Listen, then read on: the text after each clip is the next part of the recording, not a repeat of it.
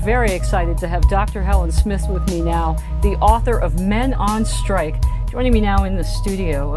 Helen, what do you mean when you say men are on strike? How?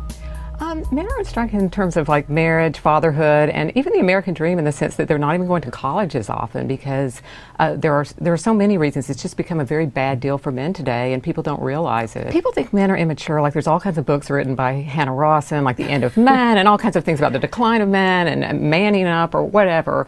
But I think the real thing is that men feel that right now it's just a very poor deal in terms of legal issues. Men don't get kids as often. They're only about 10% of the time do they get child custody. They're the ones paying alimony. We don't even, I just did a radio show and the guys were talking about how they literally were pushed out of the room when their baby was born and told, a mother was told that, was asked questions about, you know, is your husband an abuser and that type of thing. And it's just appalling what men go through. I mean, I used to consider myself a feminist, but I thought feminism meant equality between the sexes. But now it seems to me special privileges for women. 20 years ago when I started my private practice, I had a man in a wheelchair who was being beaten by his wife, and there was no help available for him. And it really got me thinking about, what do men do in that situation? And just the men on my blog and the readers from all over the country just prompted me and helping me to understand what men are going through in this country. And the last thing I want to say is men are not allowed to speak up. So I'm here as their sort of advocate, because if men speak up, they're called whiners, they're called, you know, wimps, man up, and they're not allowed to talk. I talk to men across the United States on my blog. I run a men's rights blog, and I've worked with men for over 20 years in my private practice. And what I found is that men say that it's the legal ramifications. They don't have any legal rights in marriage anymore. There's something called coverture, and what it is used to, men held all the cards in marriage, and they held the legal rights. Now women do. And if you look at it, men, when they get divorced, they only get custody of children 10% of the time. Even if the woman's cheating? If the woman's cheating, and if that's not your child, most states say you still have to pay. You find out 3 years later your 3-year-old isn't yours, you still have to pay in most states. Jim McNamara is a professor, and he found that 69% of the time men are portrayed in the media in a negative light as buffoons, pedophiles, perverts. And what messages is sending to people across the United States? I mean, to men. All right, so you give some tips about what men can do to fight back. For example, stop letting women control the dialogue. That's the most important. Yes. Well, women now, in fact, here I am a woman, at least you're a man, and two women are talking about it, but women control the dialogue. Most of the articles and things about gender are written by women, or they're written by men who have a feminist bent. Men need to stand up and say, you know what? I'm going to write about it, I'm going to talk about it, and quit being quiet. Men look at things in terms of cost analysis, and the penalties for marriage are so high and the rewards now are so low.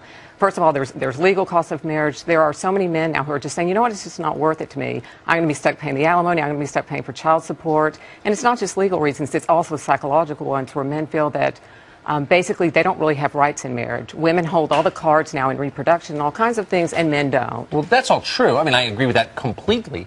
But it still doesn't absolve men of the responsibility to stop complaining about how the cards are against them and man up and become men, because you don't become a man until you assume responsibility. What man would take such a raw deal? I don't consider that a man. Well, it's not a raw deal. You derive deep satisfaction as a man by taking responsibility for other people. That's the only place you get deep satisfaction. So men are supposed to take a really bad deal and sign their rights away, and you call that a good deal. Look, you would understand economic rewards. I did. You did. Well, that's good, and maybe you have a really good wife, but a lot of men don't feel that way. But see, Doctor, here's where I get confused. And forgive me, I just went to a wedding last night, so I'm feeling all loved up. Euphoric? Very, because it was beautiful. And any time that you do see a wedding, the hope is renewed, and it does remind you of what's great about marriage. And so you act as though marriage is such a raw deal for men, but you do get companionship, and you get love, and you get a family, and I see men enjoying all of that and embracing all of that. That's a different topic. Those are also things that you can get with a relationship. We're talking about the legal aspect of marriage. I'm talking about the political and the legal ramifications of marriage, where men aren't getting such a good deal there. And there are thousands of men across the country that I've spoken to and that will tell you differently. And the statistics are bearing that out. A lot of men, you think men need to man up, but to man up, you have to be getting something out of that relationship. What you're saying is that men are getting something just by having a woman. They're just so lucky. Here's the thing. They're allowed. The one thing I agree with you on is men are getting away with having children without marrying the woman. They're not getting away with it. What's happening is a lot of women, number one, don't want them. The lower level women, what's happening is 40% of the women who are breadwinners,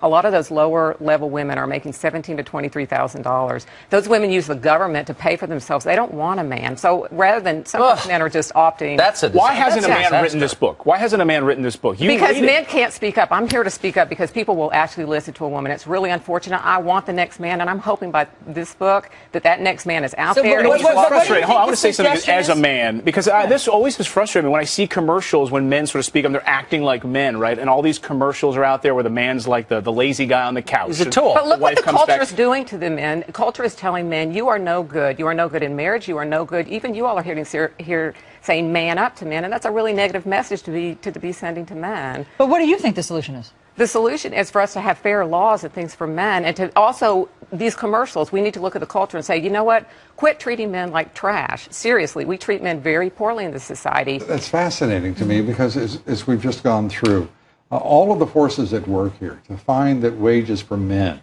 are actually less today.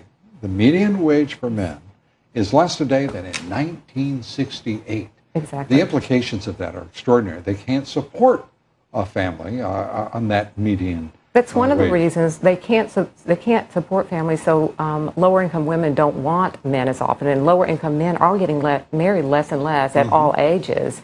And part of it is not just that they're going on strike, but the women a lot of times don't want lower level men. The other thing is women are becoming so highly educated now that they want higher level men, and the men don't want to go to college anymore because colleges have become so feminized in some sense that a lot of men don't. It starts early in the earlier grades. What do you mean feminized? I think that resonates, but what do you mean?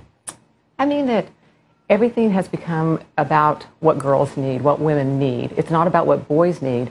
A lot of times boys are into mastery, they're into skill, competition, and our schools are so filled now with people who only look at sitting still, reading books that are basically for girls. And a lot of boys are interested in other things. They don't want to just sit still, and they want to learn in a different type of way, and the schools don't allow that. We have boys in this country who can't read, and nobody does anything about that. We also have so many female teachers. There are only 16% of teachers now are men in the elementary schools. Is that right? Yes, and those female teachers, according to the London School of Economics, did a study, and they found that female teachers as a whole give lower marks to boys. Well, those son of a guns. Yes. Well, I don't know, son of a guns. The reality is right now society is becoming such a constrained place. The political correctness, hidebound orthodoxies.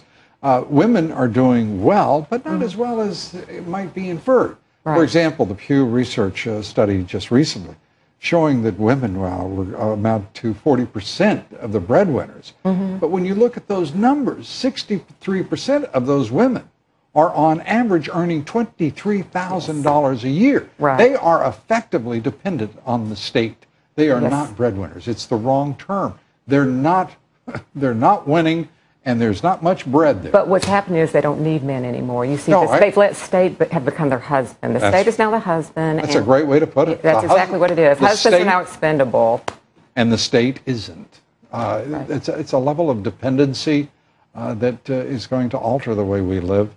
First of all, there's lots of these laws or rules in colleges. That colleges they say that if a man is found, it used to be a 90 to 100%, you had to find a man guilty of a sexual assault. And now on the college campuses that take federal funds, there was an Obama letter that in 2011 went out and it said, okay, any man that's found guilty of a sexual harassment or sexual abuse or a sexual assault, all we have to have is 50% in a feather. In other words, there's these campus administrators. They have what's called a campus tribunal, and they control young men's sexuality by saying, okay, we don't really need a large amount of evidence. All we need is we think you did it. And that young man can be thrown out of school. They can have their career options limited because who's going to want to hire a guy who's been accused of sexual abuse or harassment? And the other thing is people don't realize it, but in our society, for example, a young boy, and I have an example of this in my book, a young boy who's 14 or 15 who has sex with a 34-year-old woman, if she gets pregnant, that boy is liable for child support. Are you kidding? I'm serious, and there's never been a case. Michael Higdon is a professor at the University of Tennessee, and he did a paper on this, and one of the things that the paper said is there's never been a case where a boy of that age has gotten off. If you were 14 or 15 and you have sex with an older woman, even if it's statutory rape, it doesn't matter. You're liable for child support. Now, I got to interrupt with a question right here. But if it went the other way, exactly. if a guy rapes a girl, there's the There'd be an uproar, the man would be put in jail. Yeah, but the girl, so the girl couldn't possibly be held responsible for. No. I mean, that's insane. But that's the thing is, people talk about how irresponsible boys are of that age, and then they turn around, they're always so responsible that they know exactly what they're doing, even if they're having sex with a 34-year-old woman, and then she's having his baby. I mean, of course he's responsible, right? Because that 14 or 15-year-old knows exactly what he's doing. Right. I just think it's sort of ironic when it comes to men. They're immature until you need to slap their hand or put them in jail or something. I don't really consider myself any type of feminist because the feminist movement, it seems like there has been a lot of power, and I think part of it's political. We have one of the interesting things is I found that about 30% of women in the United States consider themselves feminists, but when you look at the women who vote, it turns out that about 70% of those women consider themselves feminists. So I think a lot of times the laws are driven by, I kind of call it matriarchy by proxy, but men are afraid. Of course, if Barack Obama got up and said something negative towards women, he'd have a firestorm on his hands, just like we saw with Larry Summers, the president of Harvard. Right. Got ousted, as you know, because he said something that women didn't like. And so men are afraid they could lose their position, they could lose, their job. And then that's sort of why I wrote the book, is because I want to talk to men about how they need to speak out, because I think men are afraid to come forward or to say anything because we're so used to thinking of women as the victims in our society and that men can't be discriminated against. Well, how do men handle this? How do men speak out, whether it's at a university? I mean, they'll get themselves in trouble. If it's on the job, they'll get themselves in trouble. If it's in a relationship, they'll get themselves in trouble. And they're taught this. They're taught to fear it, as you well document. So how do they go about it? Well, I think there are different ways, and I talk in the book about, different ways to deal with it. Certainly, if you have a girlfriend or, somebody potentially that you want to marry, I talk about ways in the book to kind of, get to know this person for a longer period of time, sort of get a feeling for how they treat you. I think a lot of men jump into things. They feel if they like a woman or they sort of they get involved, and I think it's very hard for them to pull themselves back and to really put boundaries on women. And it's hard. Men aren't hardwired to.